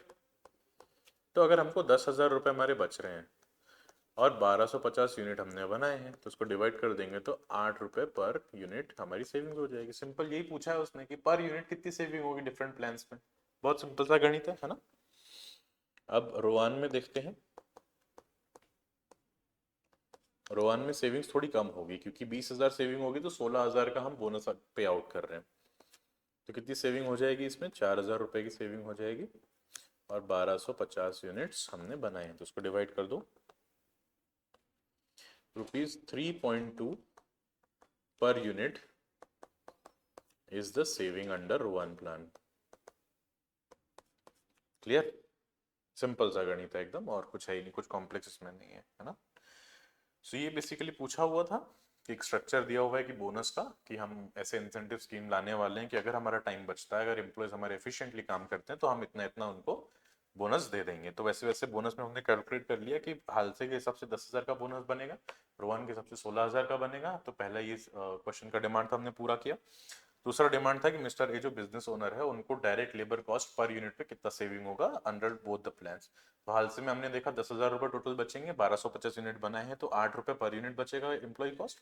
और सेकंड हमने देखा कि रोवन प्लान में 4,000 रुपये बच रहे हैं, वही 1250 यूनिट पे, तो 3 रुपये 20 पैसा पर यूनिट सेविंग हो रहा है मिस्टर ए को ड्यू टू इंसेंटिव स्कीम का introduction. Clear, fair enough. Next अब देख लेते हैं एम्प्लॉय टर्नओवर, जो कि एक इंपॉर्टेंट एस्पेक्ट है इस चैप्टर का, और लो हैंगिंग फ्रूट है। अगर आप एग्जाम में आता है तो you will be easily able to score this, and it is very straightforward as well, straight jacket. अगर ये आया आपको आता है तो इट्स गुड, मार्क बन ही जाएंगे। मार्क कटने की संभावना इसमें थोड़ी सी कम होती है। मीनिंग क्या होता है? Employee turnover means rate of change in the workforce. अब आपका जो वर्कफोर्स है, आपका जो एम्प्लॉय वर्कफोर्स है, यानी जितने एम्प्लॉयज आपके यहाँ काम कर रहे हैं, उसमें जो बदलाव आएगा, जो चेंज आएगा, उसको एम्प्लॉय का टर्नओवर बोला जाता है। जैसे मटेरियल में इन्वेंट्री टर्नओवर देखा था कि इन्वेंट्री कितनी बार आके गई, कि मान लीजिए 1 करोड़ का हमने मोटा मोटी कॉस्ट ऑफ गुड्स सोल्ड बेचा, कि 1 करोड़ के गुड्स बेचे, और हम मोटा मोटी 10 लाख रुपए के गुड्स रखते, तो हम ये बोल सकते हैं ना कि हम एवरेज 10 लाख की इन्वेंट्री रखते हैं। 1 करोड़ का माल बेचे, इन्वेंट्री 10 बार आके गई होगी, है ना, यही मतलब होगा ना, 10-10 लाख 10 बार आए होंगे, गए होंगे, सिंपल। तो कितनी बार आई गई इस टर्नओवर, है ना। अब क्यों होता है? Due to resignation, due to retirements, due to dismissals, due to death, और बाय एक्सेट्रास। आप रिजाइन करेगा तो एम्प्लॉय जाएगा, रिटायर होगा तो भी एम्प्लॉय जाएगा। अब डिसमिसल निकाला भी जा सकता है एम्प्लॉय को, है ना। आजकल आप देख रहे होंगे कि ग्लोबली रिसेशन चल रहा है, और रिसेशन चल रहा है तो ग्लोबल कंपनीज, जिनको हम एमएनसीज बोलते हैं, मल्टीनेशनल कॉर्पोरेशंस, एमएनसीज काफी सारे अपने एम्प्लॉयज को फायर भी कर रही है। और इसका सबसे कॉन्टेम्परेरी और सबसे फ्लैम्बॉइंट एग्जाम्पल जो काफी विवाद में रहा, वो था ट्विटर का, एक्स जिसका भी नाम हो गया। ट्विटर जैसे ही एक्वायर किया इलॉन मस्क ने जैसे ट्विटर एक्वायर किया, तो ही मेक श्योर कि जो स्ट्रेंथ है, जो टीम है एक्स की, ट्विटर की, इट शुड बी लीन। जो भी एक्सेसिव लोग हैं, जो भी काम कम कर रहे हैं, जिनका जरूरत नहीं, ही फायर्ड ऑल ऑफ देम। मैंने, अब काफी लीन टीम है ट्विटर का, and it is working very good. तो ऐसे फायर्स भी कर सकते हैं, डिसमिसल हो सकते हैं, ले ऑफ होता है। जैसे अमेजोन, फ्लिपकार्ट में भी अभी बीच में न्यूज आई थी कि there layoff going on in the corporates. So उस कारण भी एम्प्लॉय का टर्नओवर बढ़ेगा। And last but not least, death. अगर आप चले ही जाते हैं, सबको एक न एक दिन जाना ही है, तो आप चले जाते हैं ना, आप भी टर्नओवर में तो काउंट हो ही जाएगा, है ना। It measures the labour stability और इंस्टेबिलिटी इन एन ऑर्गेनाइजेशन। किसी भी ऑर्गेनाइजेशन के लिए लेबर टर्नओवर कम होना इज गुड, बिकॉज जितना लेबर आपके पास टिका रहेगा, उतनी आपकी कोर कॉम्पिटेंसी बनती जाएगी, उतनी आपकी एफिशिएंसी बनती जाएगी, and economies of scale you can achieve. Because बार बार नए लोग नहीं आएंगे, उनको ट्रेनिंग देना, उनकी इन एफिशिएंसी बेयर करना आपको नहीं पड़ेगा। आप उन्हीं एम्प्लॉयज को बेहतर रखें, बेहतर उनसे रिश्ते बनाए रखें, उनको अधिक से अधिक से सुविधाएं दे सकें, सो दैट आपका जो भी बिजनेस है वो भी फ्लरिश करे, फूले फले, एंड टर्नओवर कम हो। तो जिस भी ऑर्गेनाइजेशन का एम्प्लॉय टर्नओवर अगर ज्यादा है, तो इट मींस कहीं ना कहीं उसका employee culture is not that good, लोग वहाँ काम नहीं करना चाहते। इसका मैं एग्जांपल अगर दूं, तो Google is the prime most example of it, कि गूगल में नौकरी लगना एक तो बहुत मुश्किल है, और एक बार गूगल पे नौकरी लग गई तो वो एम्प्लॉय कहीं नहीं जाता। गूगल का कोई छोड़ता ही नहीं, Google, Microsoft are certain examples of it. Because employees को इतने पर्पज मिलते हैं, I am so sorry.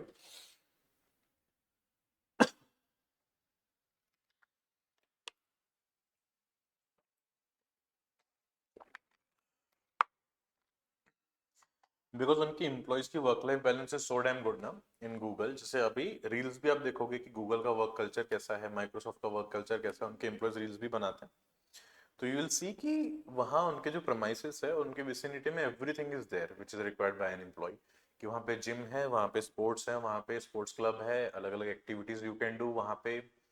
You can have the world class food as well, उनके पास वैसे कैफेटेरियाज हैं, and everything is free of cost.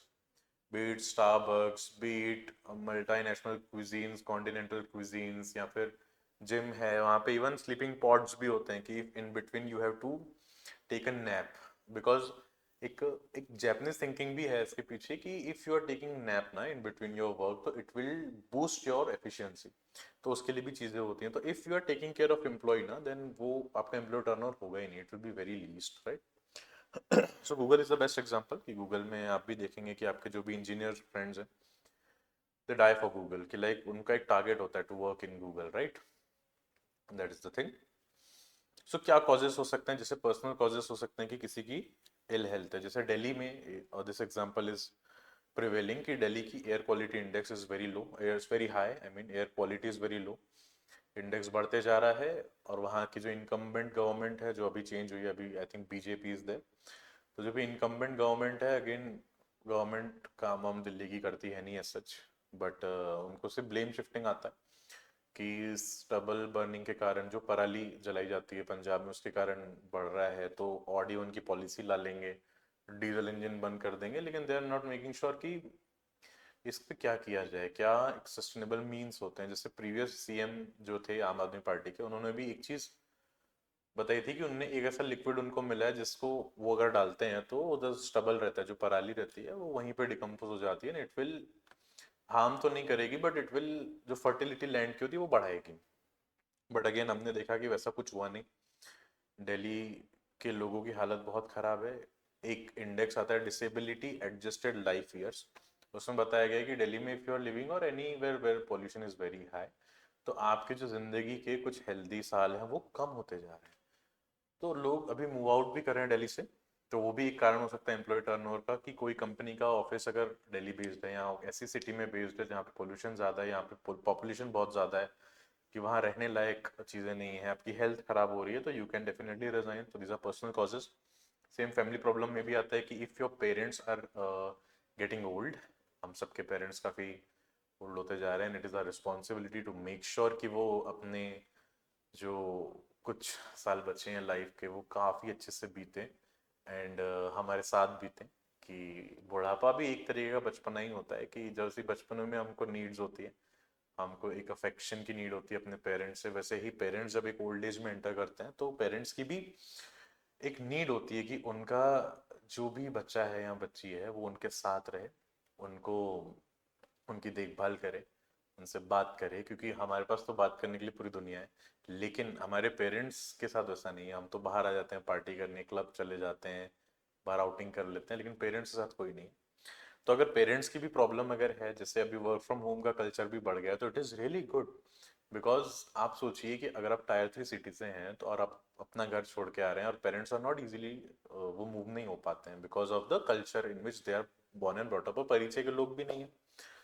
सो आप अगर आ गए हैं, पूरा आप यहाँ काम कर रहे हैं, आपकी शादी हो गई है, और आपके पेरेंट्स नहीं आते हैं, तो उनकी जिंदगी क्या है। लाइक उन्होंने जो पाल पोस के बड़ा किया इसीलिए कि जस्ट बिकॉज एक रिपेट्रिएशन बच्चा भेजे जा रहा है, हर महीने एक सर्टन अमाउंट भेजे जा रहा है, लेकिन उसका प्रेजेंस ही नहीं है ना। तो उस कारण भी अभी एम्प्लॉय टर्नओवर बढ़ते जा रहा है, because work from home jobs are really feasible and it is really good option as well, to make sure कि आप जो हैं, आपके नियर एंड डियर, आपकी लाइफ में जो मैटर करते हैं उनके साथ आप टाइम स्पेंड करो, and it is the best thing, it is the best thing to have, because in the end आपको जो मैटर करता है, जिसके लिए आप बहुत मैटर करते हो, उनके साथ समय बिताना बहुत ज़रूरी है। इसका अभी हम भले इम्पोर्टेंस नहीं समझ पाए बिकॉज हम अभी बिजी हैं हमारे लाइफ में, लेकिन जो इंसान आपका है, जिस इंसान के आपको, उनके साथ टाइम स्पेंड करना बहुत ज़रूरी है, और स्पेशली पेरेंट्स के लिए टाइम निकालना, उनके साथ बैठना, उनसे जनरल बात करना, उनका हाल हवाल पूछना is very very important, and it will, आपको भी बहुत अच्छा फील होगा, राइट। तो दैट इज़ द थिंग।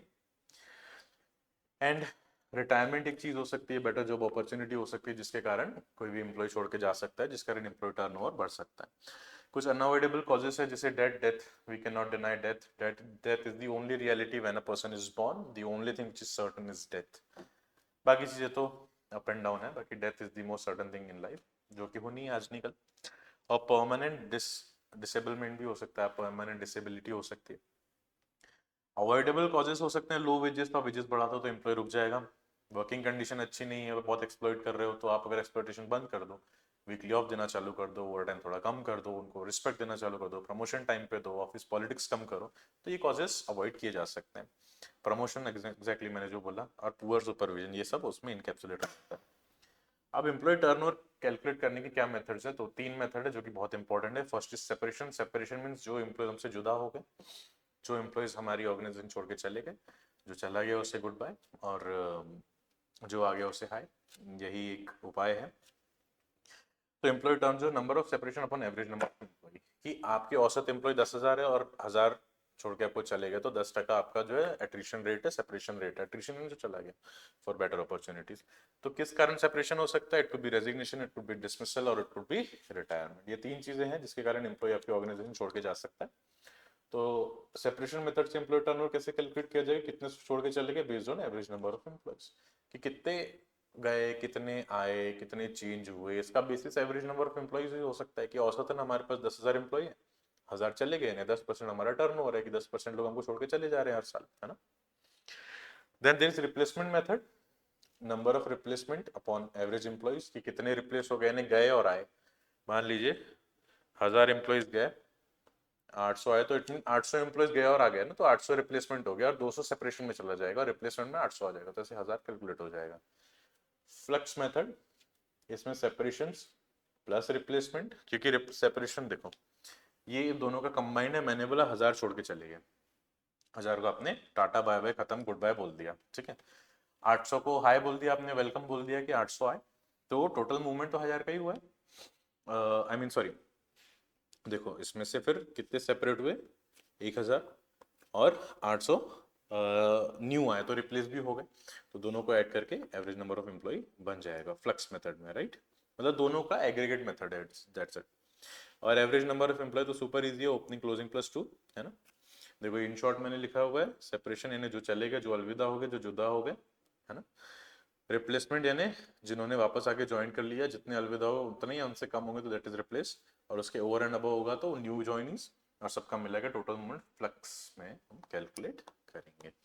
इसमें भी क्वेश्चन देख लेते, then we are good to go.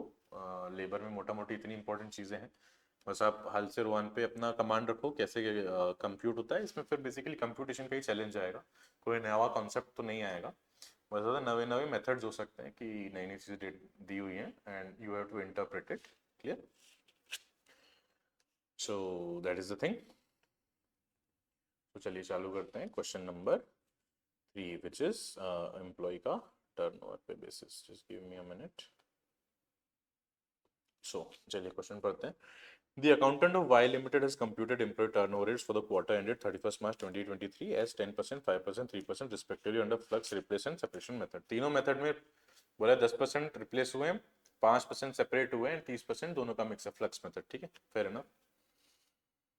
The number of workers replace during the quarter is 30, fair enough, हमको पता है 30 नंबर ऑफ एम्प्लॉयज जो है वो रिप्लेस हुए हैं, राइट। अनरिप्लेस का कितना परसेंटेज है, 5%, सो 30 is 5%, तो टोटल एवरेज एम्प्लॉय निकल जाएगा, fair enough. Find out the number of workers for the quarter recruited and joined, fair enough. Left and discharge and equivalent employee turnover rates for the year, इन साल के लिए, ये quarter के लिए है तो इनटू 4 करेंगे तो साल का मिल जाएगा, because there are 4 quarters in the year, and किसी भी चीज को 4 हिस्से में बांटने यानी क्वार्टर होता है, जैसे क्वाड्रेंट से बेसिकली डिराइव्ड है ना। So let's solve question number 3।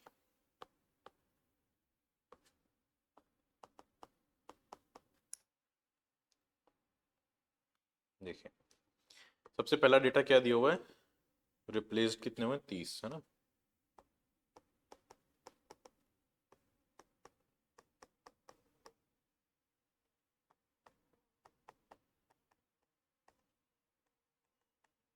नहीं रुपीस थोड़ी है, sorry, I am so sorry, 30 number of employees replace हो गए, और हमको पता है रिप्लेसमेंट मेथड का employee turnover is 5%। Replacement employee turnover is 5%। कैसे निकालता है रिप्लेसमेंट मेथड से, नंबर ऑफ एम्प्लॉयज रिप्लेस्ड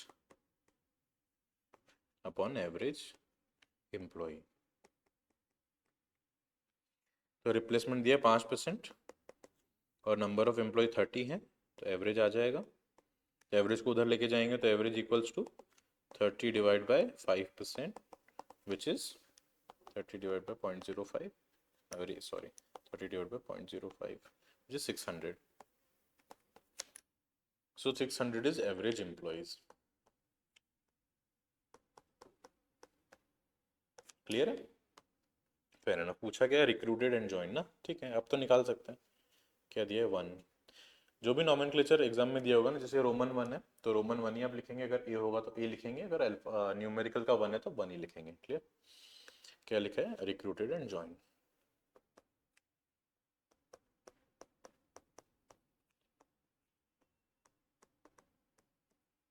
कितने हुए होंगे? तो रिक्रूटेड एंड ज्वाइन बेसिकली कैसे निकालते हैं कि देखो, तो थोड़ा सा अलग तरीके से भी हम निकाल सकते हैं।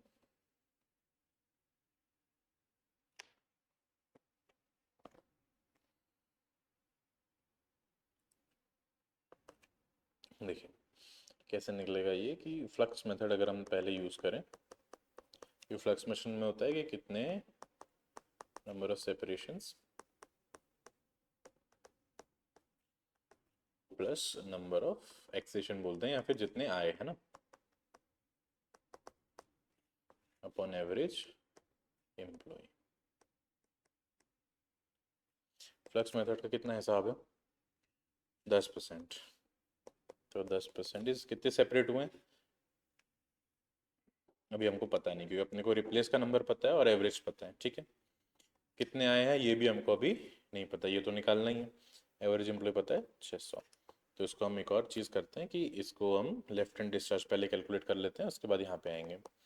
Second is left hand discharge.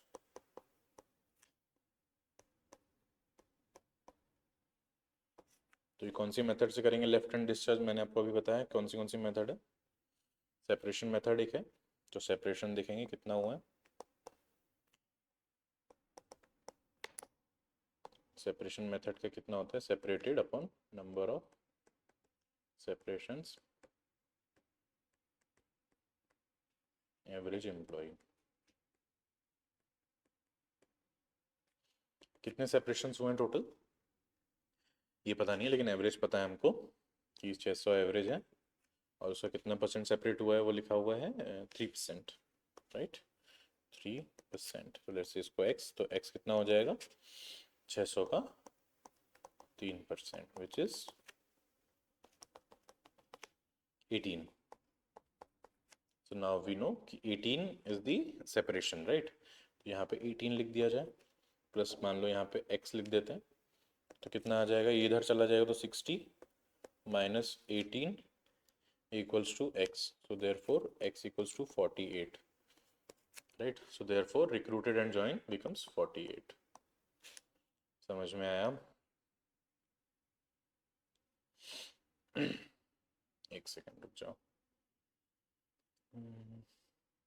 नहीं 42 होगा आई थिंक, सॉरी हाँ 42 हो जाएगा यहाँ पे, कैलकुलेशन में थोड़ी सी दिक्कत। 42 सिंपल। तो हमने ये लिख दिया जॉइंट कितने हो गए 42, लेफ्ट हैंड डिस्चार्ज कितने हो गए थे 18, and equivalent employee turnover rates for the year. Year के लिए तो सिंपल है, जस्ट 4 से मल्टीप्लाई करना है और कुछ भी नहीं है। तो देखिए third is equivalent employee turnover rates annual.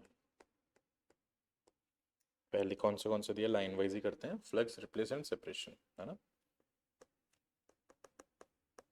Flux का कितना था 10%, 10% अगर एक क्वार्टर के लिए, तो 4 क्वार्टर के लिए कितना 40%। बी था सेपरेशन, कितना सेपरेशन है? अच्छा सॉरी रिप्लेस था, ठीक है कोई बात नहीं। सेपरेशन 3% है, 3% अगर एक क्वार्टर के लिए, तो 4 क्वार्टर के लिए कितना 3 4 जा 12%। एन सी आ जाता है रिप्लेस्ड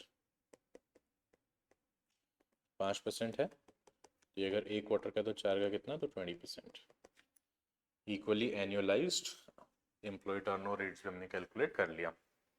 सो सिंपल है, काफ़ी सिंपल है। सिर्फ आपको ये याद रखना है कि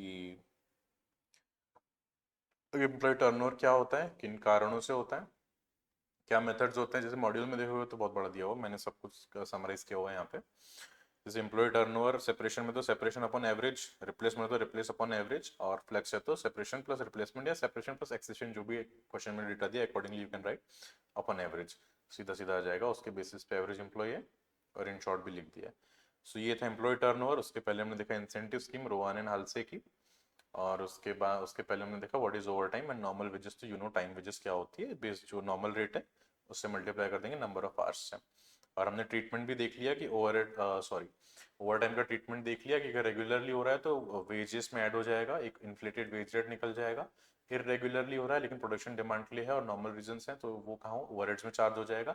एबनॉर्मल रीजंस है तो वो कॉस्टिंग पीएनएल में चला जाएगा। और लास्ट था कि कस्टमर रिक्वेस्ट पे अगर हम कर रहे हैं, विच इज ये बी वाला, कस्टमर के रिक्वेस्ट पे कर रहे हैं तो उसको हम पूरा का पूरा उस जॉब पे चार्ज कर देंगे। Clear, that is a thing. और हमने इंसेंटिव में देखा हाल से 50% ऑफ जो भी सेविंग्स है, और रो वन में जितनी सेविंग हुई है उसका टोटल टाइम जो अलाउड था उसके प्रपोर्शन में हम जो है बोनस गिव आउट करेंगे, और रेस्ट जो है बच जाएगा कंपनी के पास।